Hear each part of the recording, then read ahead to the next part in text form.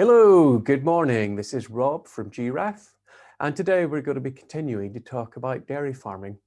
If you remember last week, I talked about high-risk groups of livestock in your dairy farm, the ones you need to pay particular attention to. And I did say that this week I'll be talking about the high-risk areas. So let me fire up the PowerPoint. So, high-risk areas in dairy farming, where are we? Well, let's start with outside. Let's start with grazing. There are various areas when your cows are out at pasture, out grazing grass and forages, so they're at risk. First of all, waterways. This is obviously most prominent in temperate areas, but then grazing is most prominent in temperate areas.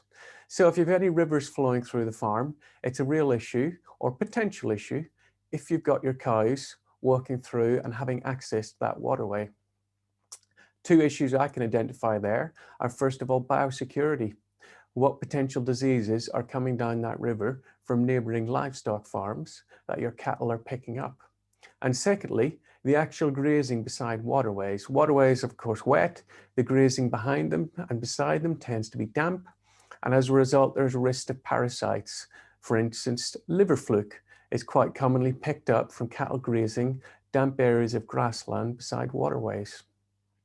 Then, of course, when they're out grazing, the real risk of extreme weather.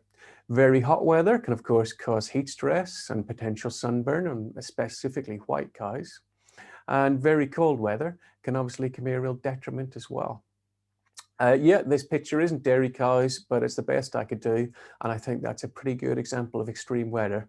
They're knee-deep in flooded water. Okay, continuing on with grazing, another issue, of course, poisonous weeds, cattle grazing poisonous weeds and suffering because of it. Then on to biosecurity again.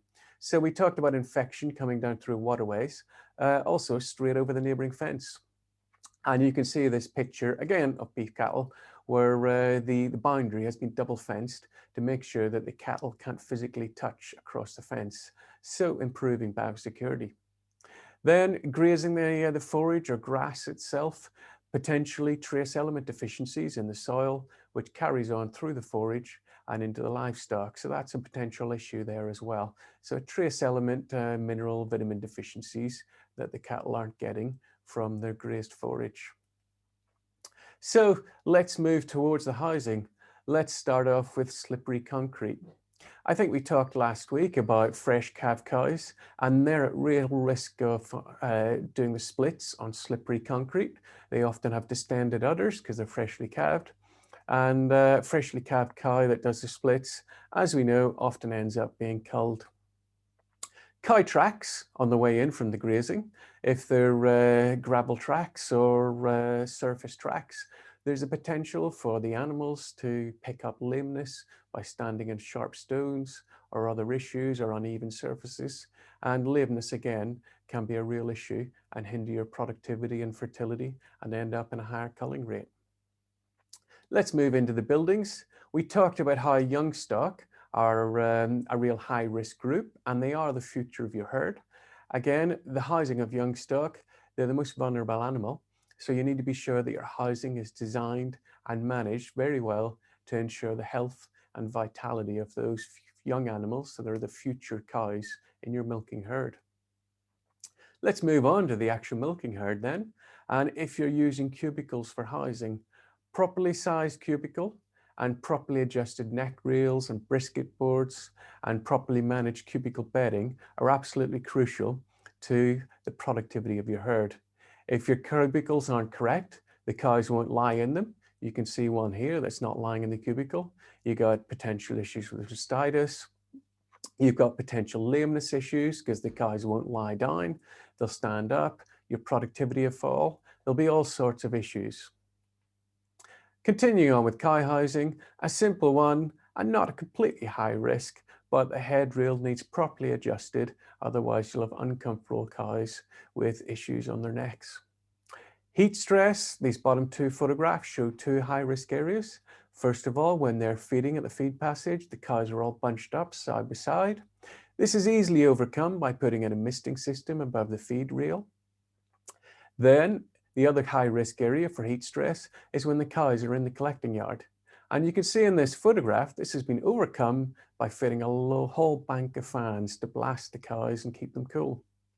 Another issue that you can come across, and it's something particularly attuned to dairy cows because they've got 4 feet, so they're really well grounded, and that is stray voltage. It has often been blamed in causing high mastitis.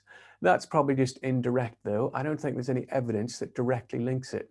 So a stressed cow, an uncomfortable cow, is more likely to get mastitis because of a suppressed immune system. So those are the key areas on the dairy farm where your cows and your livestock are at risk. I mean, there are other things to consider. Plentiful supplies of clean, fresh water are crucial. After all, milk's 90% water, and you can't have milk coming out unless you've got water going in. The lighting of dairy buildings is absolutely crucial, especially to things like fertility. So lighting is crucial. And feed, of course, as I said with water, what goes in has to come out, or what doesn't go in won't come out. And if you're buying in feed on the farm, there's a potential there for contamination and all sorts of issues. So traceability of feed and knowing you're putting high quality feed into your cows is absolutely crucial and something you have to really, really put a lot of effort into considering. Okay, any comments, put them at the bottom or send me a private message and we'll come up with another subject next week. Thanks for now.